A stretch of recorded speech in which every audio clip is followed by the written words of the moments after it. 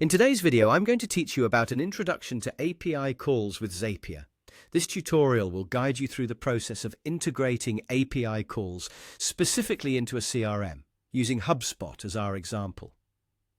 Now, one crucial point to remember is the importance of securing your API keys. And part of achieving this is through base64 encoding, which is a handy way to handle these keys securely within terminal applications. Let's start by setting up your Zap with a trigger in Zapier. We are going to use the Schedule by Zapier feature.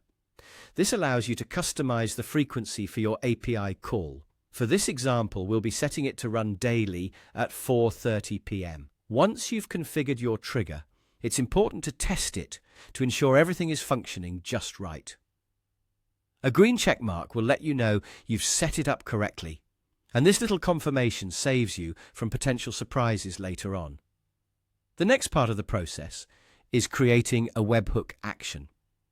This is where we set up a webhook using Zapier to make a GET request to fetch inventory data from another API. Fetching the correct data requires using specific parameters outlined in the developer documentation. The goal here is to retrieve serialized unit inventory, and for this action, you'll need an API key provided by your data source. Security is key, so let's talk about encoding that API key. To ensure secure access to the API, you'll need to encode your API key using base64 encoding. This might sound complex, but it's simply a command you need to enter in your terminal, which involves your API key and a base64 command. Once that's done, take your newly encoded API key and paste it into the headers section of your webhook settings in Zapier. After this setup, it's time to test the API call. Running a successful test will display the retrieved data.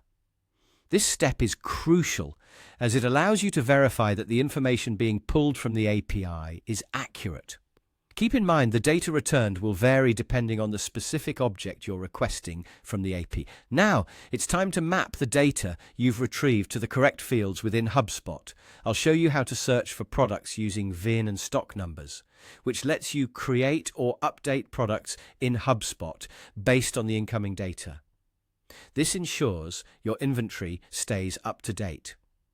Remember, correctly mapping these fields is vital so that your data aligns perfectly with HubSpot's requirements.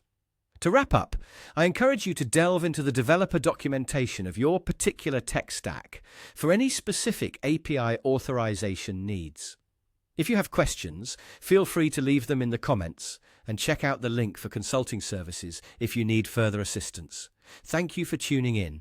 Your support is much appreciated, and I wish you a great day or week ahead.